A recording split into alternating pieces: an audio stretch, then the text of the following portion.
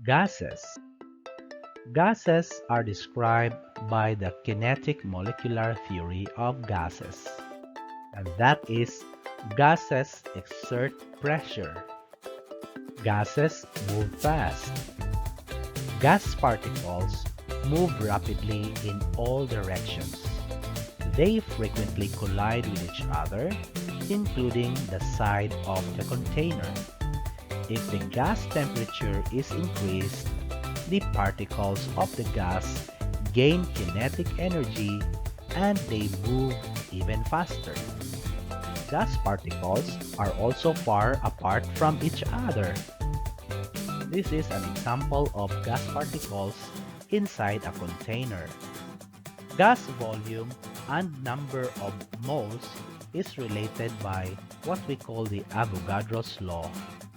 This is at standard temperature and pressure called the molar volume of gas. Avogadro's law states that at the same condition, that is equal temperature and equal pressure, any gases of the same volume can have equal number of molecules. The molar volume of the gas is used to find the moles or the volume of the gas in a reaction of gases. The molar volume of the gas also helps us in calculating partial pressures. Partial pressure is the pressure of a gas multiplied by the mole fraction of that gas. This partial pressure principle is developed by Dalton. The total pressure of a mixture of gases is the combined sum of the partial pressures of each gases in the container. Remember that Avogadro states earlier that gases will always contain an equal number of molecules at the same pressure and temperature. Thus, both gases, pressure is additive if confined in one container. Gases behave according to gas laws.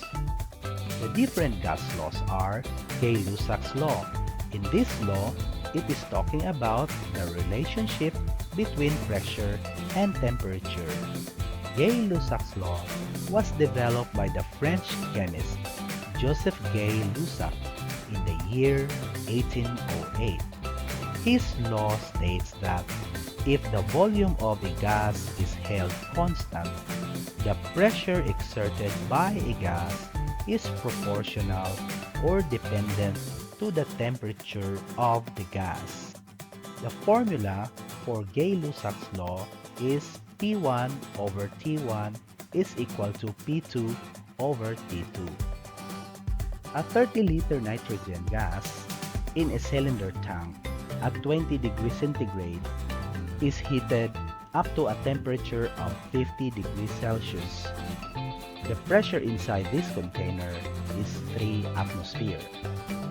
What is the pressure of the nitrogen after its temperature is increased to 50 degrees centigrade?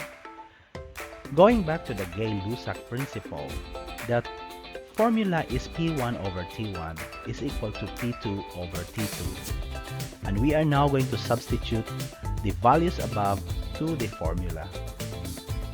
Pressure 1 is 3 atmospheres and temperature 1 is 20 degrees centigrade. That will be added by 273 and that is now 293 Kelvin. While P2 is the one that we are going to solve in here. However, the final temperature of this gas is 50 degrees centigrade plus 273, that is equal to 323 Kelvin. So, that is 3 atmosphere in 293 Kelvin condition. So what will be the final pressure of this gas if the temperature is raised to 323 Kelvin?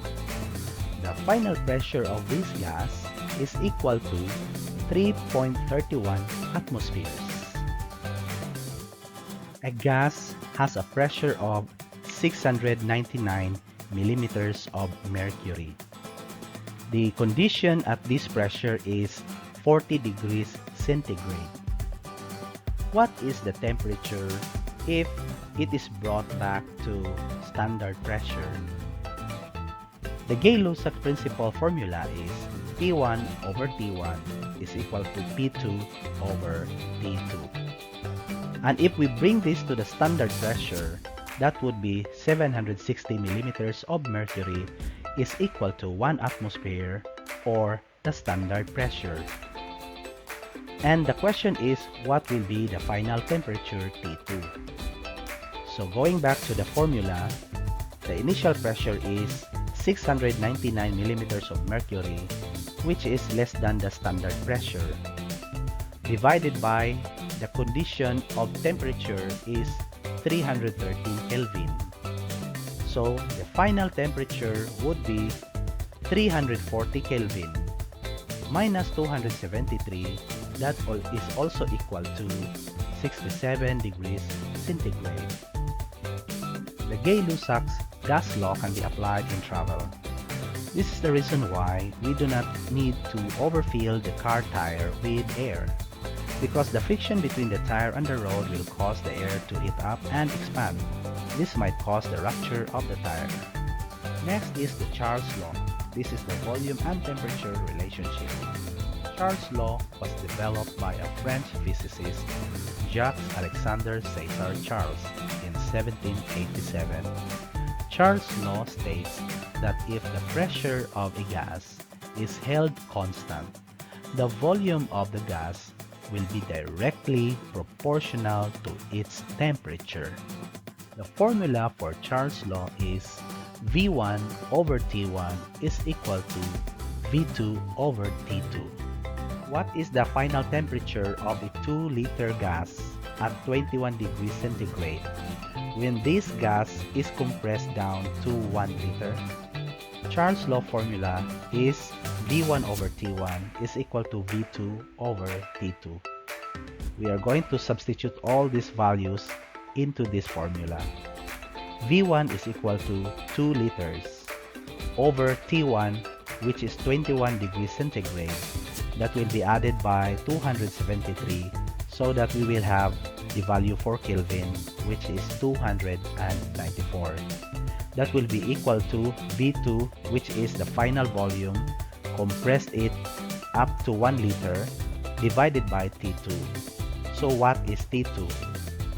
T2 is equal to 147 Kelvin minus 273, so that we will have the value in Celsius, and that will be equal to negative 126 degrees centigrade. Determine the final volume of a gas if a 60 milliliter gas is cooled from 33 degrees centigrade to 5 degrees centigrade. Again, the formula is V1 over T1 is equal to V2 over T2. V1 is 60 ml or 60 milliliters, and the temperature is 33 degrees centigrade. We are going to add 273 to get the Kelvin equivalent of 306 Kelvin. That would be equal to the final volume of the gas. And the final volume of the gas has a temperature of 5 degrees centigrade. Plus 273, that will be equal to 278 Kelvin. To get the final volume of the gas, that would result to 54.5 milliliters. And the question is, we are going to determine the final volume of the gas. Since 54.5 milliliters would be the volume of the gas at this condition, 5 degrees centigrade. Therefore, the original volume is 60 milliliters minus 54.5 milliliters. The final volume of the gas would be 5.5 ml. Pop-up torque thermometers work by applying Charles' law. The thermometer is placed in a torque. As the temperature rises, the torque cooks. The air in the thermometer expands to pop the plunger up. This will tell you that the torque is ready to be served.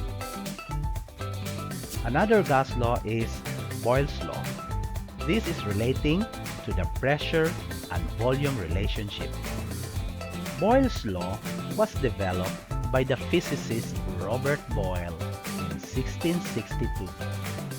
The law states that the pressure of a gas is inversely proportional with the volume if the gas is held at a constant temperature.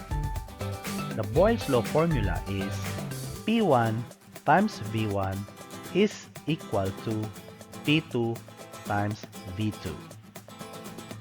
A gas confined in a manual air pump with a volume of 250 cc and a pressure of 760 millimeters of mercury. This is the standard atmospheric pressure. If the nozzle of the pump will be covered by a thumb so that air cannot escape, what will be its pressure if the volume is reduced to 1 over 100 from its initial volume? Boyle's law formula is equal to P1 times V1 is equal to P2 times V2. Now V2 is equal to 1 over 100 from its initial volume. That will be equal to 0.01 times volume 1. In other words, to get for P2, that will be equal to P1 times V1 over 0.01 of the initial volume. Now, we are going to make use all of these values to be substituted into the formula to solve for P2. And therefore, P2 will be equal to 76,000 millimeters of mercury, which is equivalent to 100 times of the initial pressure. Boyle's law can be seen in parties. A balloon is filled with air and the pressure of air pushes the rubber balloon, creating the impression of the balloon. Thus, as the balloon is filled with more pressure, the balloon's volume further expands. Gay-Lussac's law, Charles' law, and Boyle's law can be combined in what is known to be the combined gas laws. The combined gas law states that gas pressure, volume, and temperature are all constant. In other words, P1 times V1 over T1 is equal to P2 times V2 over T2. A mass of oxygen occupies 0.02 cubic meter with an atmospheric pressure of 101 kilopascal and the temperature is 5 degrees centigrade. Determine its volume if its pressure is increased to 108 kilopascal, while its temperature is changed to 30 degrees centigrade. Now, the combined gas law formula is P1 times V1 over T1 is equal to P2 times V2 over T2. To get for the final volume, we will have V1 times P1 over P2 times T2 over T1. But T1 is equal to 5 degrees centigrade plus 273, so that we will get its Kelvin equivalent of 278 Kelvin. And 30 degrees centigrade plus 273 becomes 303 Kelvin. So we are going to substitute all of these values into this formula. Finally, V2 is equal to 0.0204 cubic meter. Gases, like real gas, follows the behavior of an ideal gas. The ideal gas is governed by the ideal gas law. The ideal gas law is actually the general gas equation. Ideal meaning a hypothetical gas.